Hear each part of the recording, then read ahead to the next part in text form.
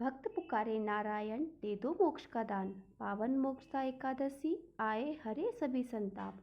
गंगा जैसी पावन कथा शुद्ध करे हर मन। व्रत करे जो श्रद्धा भरे पाए परम गति धन।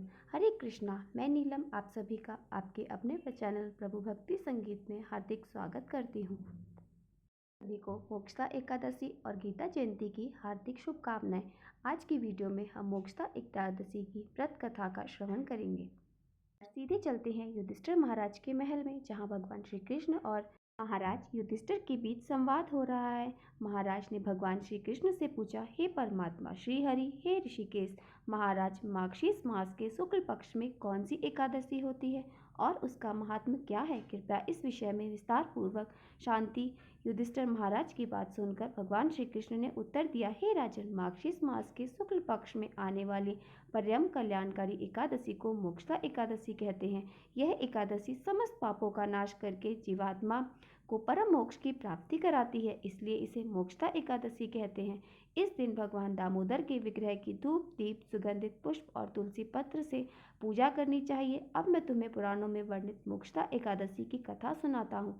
इसका मात्र श्रवण करने से व्यक्ति को अश्वमेध यज्ञ करने का फल प्राप्त होता है और उस पुण्य फल से किसी भी व्यक्ति के माता पिता या अन्य कोई पितरों यदि नरक में लोग हो तो उनको भी मोक्ष की प्राप्ति हो जाती है, इसलिए ध्यान पूर्वक इसका श्रवण करो।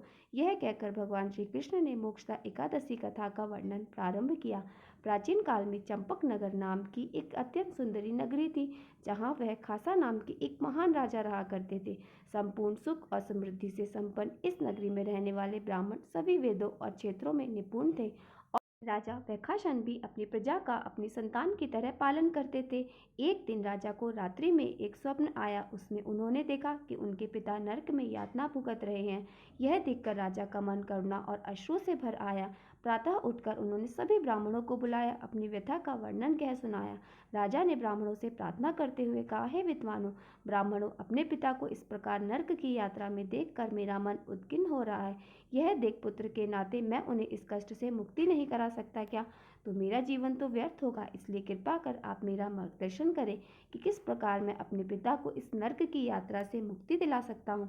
राजा की बात सुनकर ब्राह्मणों ने कहा, हे राजन, हमारे नगर में सीमा पर पर्वतों से घिरा हुआ एक जंगल है, जहाँ महान कौन से पर्वत पर मुनि रहते हैं, त्रिकाल ज्ञानी है वे। उनकी शरण में जाकर याचना करनी चाहिए, फिर अवश्य ही आपकी सहायता करेंगे। ब्राह्मणों की बात सुनकर राजा विकास अनुशक्षिण जंगल की ओर निकल पड़े। वहां पर उन्होंने मुनि के आश्रम में जाकर उन्होंने आश्रम ऋषि को दंडवत प्रणाम किया।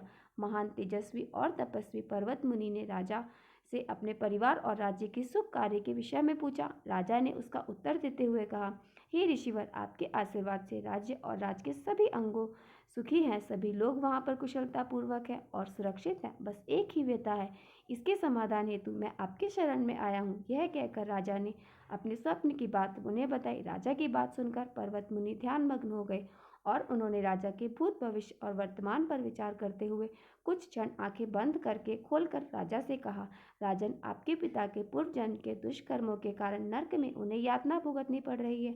यह सुनकर दुखी हुए राजा वैखासन ने ऋषि से पूछा, हे प्रभु, तो इसका निवारण क्या है? किस प्रकार मैं अपने पिता को इस पाप कर्म से नरक से मुक्ति दिला सकता हूँ? पर्वत मुनि ने कहा, मार्गशीर्ष के शुक्ल पक्ष में जो मोक्षदा एकादशी आती है, यदि आप उस एकादशी का श्रद्धा और नियम पूर्वक पालन करेंगे और उससे अर्जित पुण्य फल को अपने पिता को अर्पित करेंगे तो अवश्य ही आपके पिता को नरक से मुक्ति मिल जाएगी।